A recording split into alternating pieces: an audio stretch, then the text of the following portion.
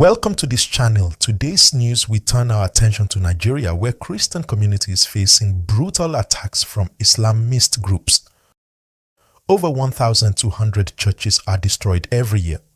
Thousands of men, women, and children killed, and entire villages wiped out. But is this a targeted campaign of genocide or simply part of Nigeria's broader insecurity crisis? That's the debate dividing the world right now. Stay with me as we unpack the story, the history, the numbers, and the global reactions. What's happening on the ground? In Nigeria's north and central regions, two names strike fear into communities: Boko Haram and ISWAP, the Islamic State West Africa province. Since early 2025, their attacks have escalated. Villagers in Plateau, Benue, and Kaduna states report midnight raids, where gunmen storm in, torch churches, and execute villagers. Survivors say the attackers scream religious slogans while setting homes ablaze. One eyewitness described it like this: "They locked us inside the church. They poured petrol and set it on fire. People were shouting, praying, trying to break the doors. Only a few escaped." Organizations like Intersociety estimate that between 5,000 to 6,000 Christians are killed every year in these attacks. The violence is relentless, and the destruction of churches has become symbolic, striking at the very heart of this community's identity. Who are Boko Haram and ISWAP? To understand this crisis, we need to rewind. Boko Haram, whose name loosely translates to "Western education is forbidden," emerged in the early 2000s. By 2009, under its infamous leader Abubakar Shekau, the group began a reign of terror. Suicide bombings, kidnappings like the Chibok schoolgirls in 2014, and countless church massacres. In 2016, Boko Haram split. A faction pledged allegiance to ISIS, forming ISWAP, which today controls swathes of territory around Lake Chad. ISWAP is militarily disciplined, attacks both military and civilians, and frequently targets Christians in brutal campaigns. Together, Boko Haram and ISWAP have displaced nearly 3 million Nigerians and created one of the world's largest humanitarian crises. The Nigerian government's response: the Nigerian government insists this is not genocide. Officials argue that the violence affects Muslims too and is driven by complex factors: poverty, land disputes, ethnic rivalries, and plain terrorism. Military reports claim that since 2023, over 13,000 insurgents have been killed in counter-operations.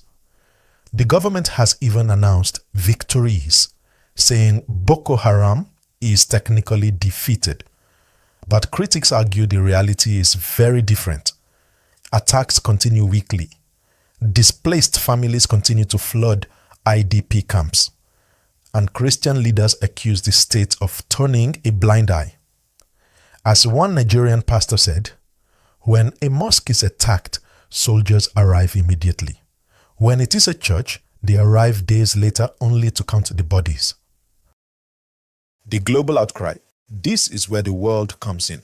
In Washington, D.C., the U.S. Commission on International Religious Freedom, USCIRF, published a 2025 report blasting Nigeria's record on blasphemy laws and calling the government slow to react to extremist violence.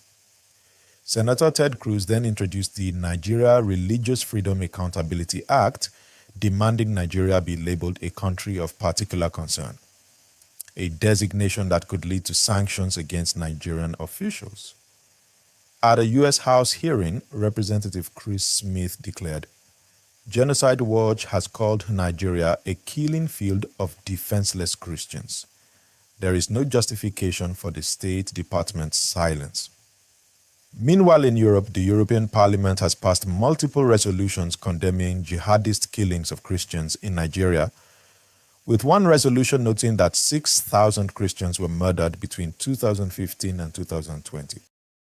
The United Nations and global watchdogs like the global R2P network now list Nigeria as a current crisis, warning of imminent atrocity crimes against civilians. Here lies the heart of the global argument. Human rights groups, US lawmakers, and Nigerian Christian associations call this a genocide, a deliberate campaign to wipe out Christian communities. They argue the sheer number of destroyed churches, the targeting of worshippers, and the religious chants during attacks prove intent. But the Nigerian government and some analysts say it's broader insecurity. They point out that Muslims are also victims of Boko Haram, that herder-farmer clashes complicate the picture, and that poverty drives a recruitment into extremist groups.